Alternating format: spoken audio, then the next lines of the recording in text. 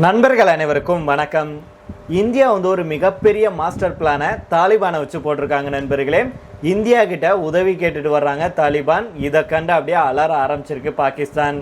இது என்ன அப்படிங்கிறதை நம்ம இந்த வீடியோவில் தெரிஞ்சுக்கலாம். அதை தொடர்ந்தே பார்த்தீங்க அப்படின்னா உள்ள இறங்கி இந்தியா தாக்குதல் நடத்தியிருக்காங்க. அப்படியே கதறி இருக்கு பாகிஸ்தான். இது எந்த விஷயத்தில் அப்படிங்கிறத நம்ம இந்த வீடியோவில் தெரிஞ்சுக்கலாம். அதை தொடர்ந்தே பார்த்தீங்க அப்படின்னா இந்தியாவுக்கு ஒன்றுனா நாங்கள் சும்மா இருக்க மாட்டோம் அப்படின்னு மீண்டும் ரஷ்யா நிரூபிச்சிருக்காங்க. இந்தியாவுக்காக களத்தில் இறங்கி அடிச்சிருக்காங்க அமெரிக்காவை. அது எந்த விஷயத்தில் அப்படிங்கிறத நம்ம இந்த வீடியோவில் தெரிஞ்சுக்கலாம். அதை தொடர்ந்தே பார்த்தீங்கன்னா பாகிஸ்தான் சம்பந்தமாக தான் ஆக்கிரமிப்பு காஷ்மீரில் போராட்டம் நடந்துட்டு வருது இல்லையா, இது குறித்து இந்தியா தன்னுடைய கருத்தை தெரிவிச்சிருக்காங்க. என்ன சொல்லியிருக்காங்க அப்படிங்கிறத நம்ம இந்த வீடியோவில் தெரிஞ்சுக்கலாம். இப்படி பல சுவாரஸ்யமான தகவலை, லேட்டஸ்டான அப்டேட்டுகளை நான் உங்களுக்கு கொண்டுட்டு வந்திருக்கேன். அதனால நீங்க பண்ண வேண்டியது எல்லாமே என்ன அப்படின்னா, இது வரைக்கும் நீங்க சப்ஸ்கிரைப் பண்ணாம பார்த்துட்டு இருக்கீங்க அப்படின்னா மறக்காம சப்ஸ்கிரைப் பண்ணிக்கோங்க. இப்போதான் நம்முடைய சேனலுக்கு புதுசாக நம்முடைய வீடியோக்களை பார்க்க வந்திருக்கீங்க அப்படின்னாலும் நீங்க எல்லாம் உடனடியாக சப்ஸ்கிரைப் பண்ணிட்டு அந்த பெல் ஐகானை கிளிக் பண்ணிக்கோங்க. வாங்க நண்பர்களே, வீடியோக்குள்ள போயிடலாம். ஆப்கானிஸ்தானுடைய தலிபான் அரசுடைய வெளியுறவுத்துறை அமைச்சரான அமீர்கான் முக்தகி அவர்கள் வருகிற அக்டோபர் 9ஆம் தேதி இந்தியாவுக்கு வர இருக்கிறாரு. இவருடைய இந்த பயணத்தை பார்த்து பாகிஸ்தான் இப்போ அலற தொடங்கி இருக்கு அப்படின்னு சொல்றாங்க. கடந்த 2021ஆம் ஆண்டு ஆகஸ்ட்ல தாலிபான் ஆப்கானிஸ்தானின் ஆட்சியை கைப்பற்றினதுக்கு அப்புறம் அந்த நாட்டுடைய உயர் அதிகாரி ஒருவர் டெல்லிக்கு வருவது இதுவே முதல் முறையாகும். இந்திய தாலிபான் உறவுல இது ஒரு புதிய அத்தியாயத்தை தொடங்கும் அப்படின்னு சொல்லப்படுது. அமீர்கான் முத்தகிக்கு அக்டோபர் 9 முதல் 16ஆம் தேதி வரைக்கும் டெல்லிக்கு பயணிக்க சர்வதேச பயண கட்டுப்பாடுகளிலிருந்து தற்காலிக விலக்கு அளிக்கப்பட்டிருக்கு. ஐக்கிய நாடுகள் பாதுகாப்பு கவுன்சில் இதை உறுதிப்படுத்தியிருக்காங்க. இந்திய தூதரக வட்டாரங்கள் இந்த பயணத்துக்காக பல மாதங்களாக தயாராகிட்டு வர்றாங்க. கடந்த ஜனவரி மாதம் முதல் இந்திய வெளியுறவு செயலாளர் விக்ரம் மிஸ்ரி மற்றும் மூத்த வெளியுறவு சேவை அதிகாரி JP சிங் ஆகியோர் முத்தகி மற்றும் பிற தாலிபான் தலைவர்களுடன் பல சுற்றுகள் பேச்சுவார்த்தையை நடத்தியிருக்காங்க. இந்த சந்திப்புகள் துபாய் உள்ளிட்ட நடுநிலை நாடுகளில் நடைபெற்றது அப்படிங்கிறது குறிப்பிடத்தக்கது. கடந்த மே 15 அன்னைக்கு பாகிஸ்தானுக்கு எதிராக இந்தியாவுடைய ஆபரேஷன் சிந்தூர் நடவடிக்கைக்கு அப்புறம் வெளியுறவுத்துறை அமைச்சர் ஜெய்சங்கர் அவர்கள் முத்தகியுடன் தொலைபேசியில் பேசியிருக்கிறாரு. இது 2021க்கு பிறகு நடந்த முதல் அமைச்சரவை அளவிலான தொடர்பாகும். இதுக்கு முன்னதாக கடந்த ஏப்ரல் மாத தொடக்கத்தில் காஷ்மீரில் நடந்த பஹல்காம் பயங்கரவாத தாக்குதலை தாலிபான் கண்டிச்சாங்க. காபூலில் இந்திய அதிகாரிகளுடன் நடந்த உயர்மட்ட சந்திப்பின் போது இந்த கண்டனம் தெரிவிக்கப்பட்டது. முத்தகியுடைய இந்த பயணம் பாகிஸ்தானுக்கு பின்னடைவாகவே பார்க்கப்படுது. ஆப்கானிஸ்தான் மீது தன்னுடைய ஆதிக்கத்தை நிலைநிறுத்த பாகிஸ்தான் நீண்ட காலமாக முயற்சி செஞ்சுட்டு வருது. இந்த ஆண்டு தொடக்கத்தில் 80,000க்கும் மேற்பட்ட ஆப்கானிஸ்தான் அகதிகளை பாகிஸ்தான் திருப்பி அனுப்பியதன் மூலம் தாலிபானுடனான உறவுகளில் விரிசல் ஏற்பட்டுச்சு. இப்போ ஏற்பட்ட சூழலில் தான் இந்தியாவுக்கு ராஜதந்திர ரீதியாக அதிக வாய்ப்புகளை ஏற்படுத்தி இது கொடுத்திருக்கு அப்படின்னே சொல்லலாம். பாகிஸ்தானை நெருக்கமாக கண்காணிக்கவும் இந்தியாவுக்கு எதிராக அந்த நாட்டு பயங்கரவாதிகள் அரசு போடும் திட்டங்களை அறிந்து கொள்ளவும் நமக்கு நெருக்கமான நட்பு தேவை.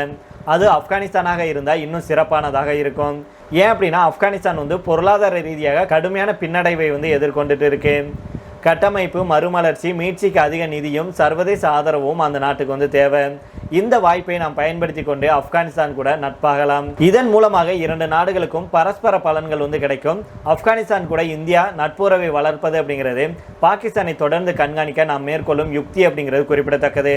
இது மட்டும் இல்லாமல் ஆப்கானிஸ்தானை வச்சு இந்தியா பாகிஸ்தானை என்ன மாதிரியான தாக்குதல் வேணாலும் நடத்தலாம். அதாவது பாகிஸ்தானுடைய திட்டங்கள் எல்லாம் ஈஸியாக நமக்கு தெரிய வரும். நமக்கு ஒன்றுனா ஆப்கானிஸ்தான் போய் பாகிஸ்தான் மேலே தாக்குதல் நடத்துவாங்க. காரணம் என்ன அப்படின்னா, இந்தியாவும் ஆப்கானிஸ்தானும் நல்லா க்ளோஸாக இருந்தாங்க அப்படின்னா ஏற்கனவே பாகிஸ்தானுக்கும் ஆப்கானிஸ்தானுக்கும் புகஞ்சிட்டு இருக்கு. அப்பேற்பட்ட சூழலில் நாம் ஆப்கானிஸ்தானுக்கு பல சலுகைகளையும் பல உதவிகளையும் செய்யும் போது அவங்க தானாகவே முன் எங்கள் நட்பு நாடு, எங்கள் நண்பன் மேலே நீ கை வைப்பியா அப்படின்னு எப்படி ரஷ்யா நமக்கு தோல் கொடுக்குறாங்க. அந்த ரீதியில் ஆப்கானிஸ்தானும் பாகிஸ்தானுக்கு எதிராக திசை திருப்புவாங்க அப்படிங்கிறத இந்தியா ஒரு மாஸ்டர் பிளான் போட்டு ஆப்கானிஸ்தானை நம்ம பக்கம் இழுத்துருக்காங்க. ஆப்கானிஸ்தானுக்கு தேவையான உதவிகளை, அவங்க கேட்கும் உதவிகளை நம்ம செஞ்சோம் அப்படின்னா அது ஆப்கானிஸ்தானுக்கு மட்டுமல்ல, அது இந்தியாவுக்கும் ஒரு மிகப்பெரிய நன்மையாக இருக்கும் அப்படிங்கிறது தான் நம்முடைய இந்தியாவுடைய மிகப்பெரிய திட்டமாக இருக்குது. அதுதான் இப்போது நடந்துட்டு இருக்கு நண்பர்களே. ஆப்கானிஸ்தானுடைய தாலிபான் அரசுடைய வெளியுறவுத்துறை அமைச்சர் இந்தியாவுக்கு வர்றது பாகிஸ்தான் இப்போது கதிகலங்கி போயிருக்கும் அப்படிங்கிறதுல எந்த ஒரு மாற்று கருத்துமே இருக்க முடியாது. அதே போல் அமெரிக்காவுடைய அழுத்தங்களுக்கு இந்தியா அடிப்பணியாது அப்படின்னு ரஷ்ய அதிபர் புட்டின் அவர்கள் தெரிவிச்சிருக்கிறாரு. இந்திய பொருட்களுக்கு 50% இறக்குமதி வரியை டொனால்ட் ட்ரம்ப் தலைமையிலான அமெரிக்க அரசு நிர்வாகம் விதித்துள்ள சூழலில் தான் அவர் இதை தெரிவிச்சிருக்கிறாரு.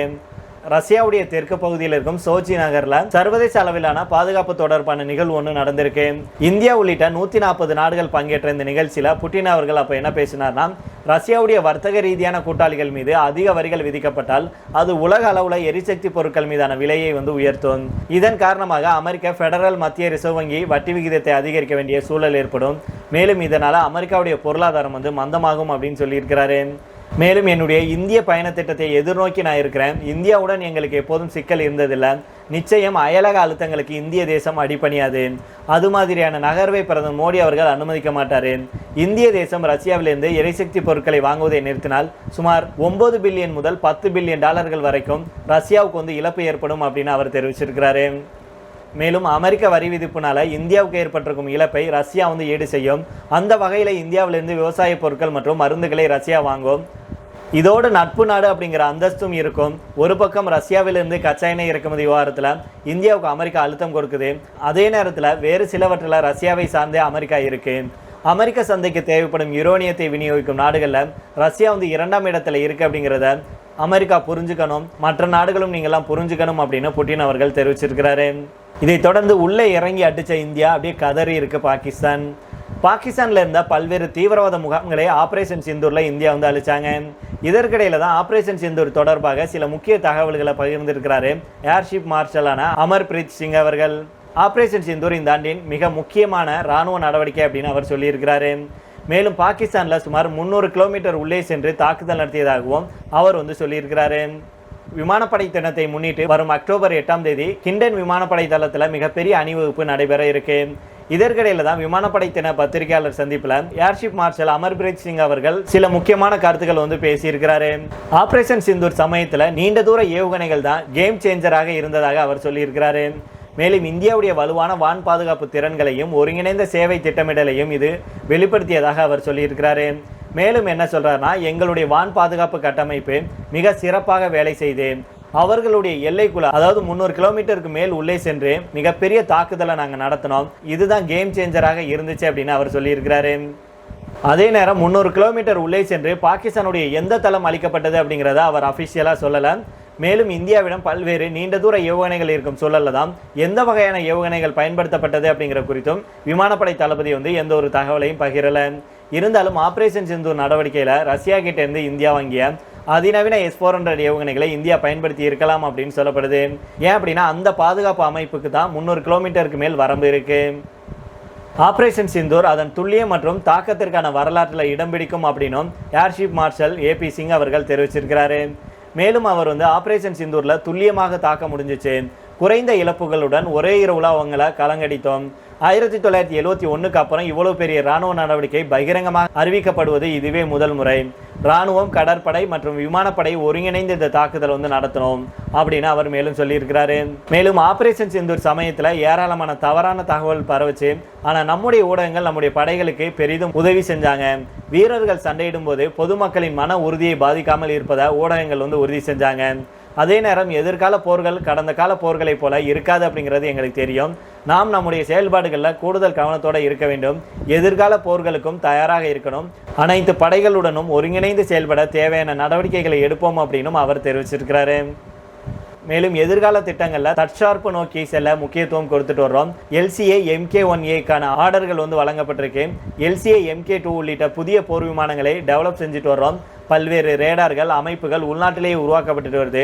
நாம் தற்சார்பை நோக்கி நகர்வோம். ஆனால் தேவைப்படும் இடங்களில் வெளிநாட்டு தொழில்நுட்பங்களையும் சேர்த்தே பயன்படுத்தி பாதுகாப்பை உறுதி செய்கிறோம் அப்படின்னு அவர் தெரிவிச்சிருக்கிறாரு. இதைத் தொடர்ந்து கடைசியாக பார்த்தோம் அப்படின்னா, பாகிஸ்தானுடைய அடக்குமுறையினால ஏற்படும் விளைவுகளால ஆக்கிரமிப்பு காஷ்மீரில் மக்கள் போராட்டத்தில் ஈடுபட்டு வர்றாங்க. இது பாகிஸ்தான் செஞ்ச ஒரு மிகப்பெரிய தப்பு அப்படின்னு நம்முடைய மத்திய வெளியுறவுத்துறை அமைச்சகம் தெரிவிச்சிருக்காங்க. இந்தியாவுக்கு சொந்தமான காஷ்மீருடைய ஒரு பகுதியை பாகிஸ்தான் ஆக்கிரமிச்சிருக்கு. அதை மீட்பதற்கான முயற்சியில் இந்திய அரசு ஈடுபட்டிருக்காங்க. ஆக்கிரமிப்பு காஷ்மீர் இந்தியாவுடைய ஒரு பகுதி அப்படின்னு மத்திய அரசு பல முறை தெரிவிச்சிட்டாங்க. பாகிஸ்தான் ஆக்கிரமிப்பு காஷ்மீரில் நிலவும் பொருளாதார நெருக்கடி, அடிப்படை வசதிகள் இல்லாதது, பாகிஸ்தான் அதிகாரிகளுடைய சுரண்டல் ஆகியவற்றை கண்டித்து அங்கே பல இடங்களில் போராட்டங்கள் நடந்துட்டு வருது. இதுக்கு அவாமி அதிரடி குழு தலைமையேற்று வர்றாங்க. மக்கள் போராட்டத்தை கட்டுப்படுத்த முடியாததுனால பாகிஸ்தான் ராணுவம் துப்பாக்கி சூடு நடத்துச்சு. இதில் பல பேர் உயிரிழந்தாங்க. ஏராளமானோர் காயமடைஞ்சு ஹாஸ்பிட்டலில் அனுமதிச்சிருக்காங்க. இருந்தாலும் இதை கண்டு நாங்கள் அஞ்ச மாட்டோம், எங்களுடைய போராட்டம் தொடரும் அப்படின்னு போராட்டக்காரர்கள் சொல்றாங்க. இதற்கிடையில தான் நம்முடைய மத்திய வெளியுறவு அமைச்சகத்துடைய செய்தி தொடர்பாளர் ரந்தீர் ஜெய்ஸ்வால் அவர்கள் என்ன சொல்றாருன்னா, பாகிஸ்தான் ஆக்கிரமிப்பு காஷ்மீர்ல பல இடங்கள்ல போராட்டம் நடந்துட்டு வருவதையும் அதுல பாகிஸ்தான் அதிகாரிகள் காட்டும் கொடூரம் குறித்தும் எங்களுக்கு தகவல் வருது. சட்டவிரோதமாக ஆக்கிரமிச்சிருக்கும் பகுதிகளில் இருந்து வளங்களை கொள்ளையடிப்பதும் பாகிஸ்தானுடைய அடக்குமுறை அணுகுமுறையுமே இதுக்கு காரணம் அப்படின்னு நாங்க நம்புறோம். அங்கு நடக்கும் கொடூரமான மனித உரிமை மீறல்களுக்கு பாகிஸ்தான் பொறுப்பேற்க வேண்டும் அப்படின்னு அவர் சொல்லியிருக்கிறாரு. சரி நண்பர்களே, இதோட நம்ம இந்த வீடியோ முடித்துக் கொள்ளலாம். இதை பற்றி உங்களுடைய கருத்துக்களையும் கீழே உள்ள கமெண்ட் பாக்ஸில் சொல்லுங்க. மீண்டும் நாளை வேற ஒரு செய்திகளுடன் உங்களை சந்திக்கிறேன். நன்றி, வணக்கம்.